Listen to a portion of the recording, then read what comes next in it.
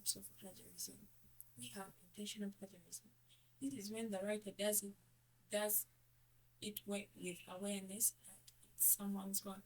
Like this is where the writer writes someone's published work, well knowing that when you don't mention or change it to your own words, when you don't mention that person or change it to your own words, it becomes a crime. The person is well aware that when you do that, it is wrong. So that is called intentional plagiarism. It's called to solve plagiarism. This is whereby you write your own work, your own published work without mentioning its former use. Like they've given you a coursework, maybe last month they've given a coursework.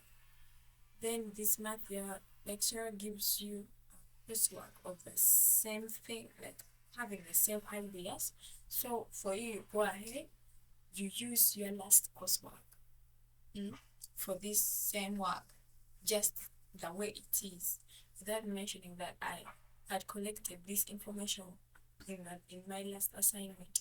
So it becomes self-plagiarism. We have unintentional plagiarism. This is when somebody copies somebody's work unaware. When that's not like it's not aware that when you copy somebody's work, it becomes a crime or it is not acceptable. That is unintentional plagiarism. So let's look at the consequences of plagiarism. So when you do plagiarism, there's some consequences that you're going to face. One is failing on particular assignment. Of course, when your lecturer realizes or your supervisor realizes that you have missed your last assignment's work, you won't give you the marks, so you're going to fail the assignment.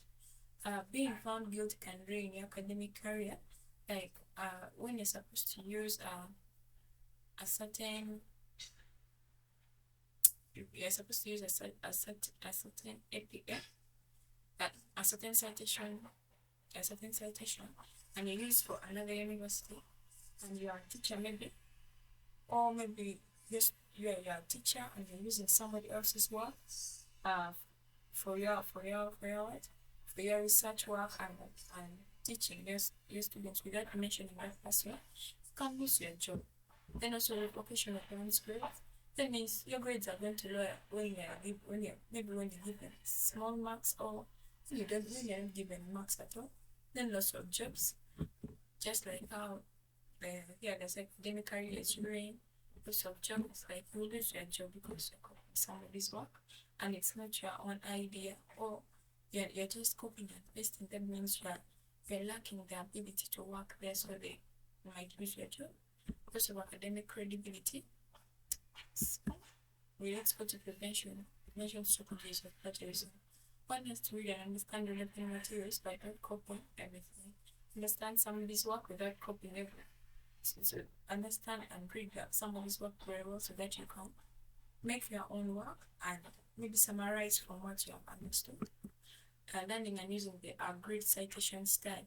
Like in my university, we use APA. I don't know what you use in your own university. Maybe you're using another style. So I have to be aware that I am using APA as my citation style. So that I can follow, so that I don't fall a victim of plagiarism.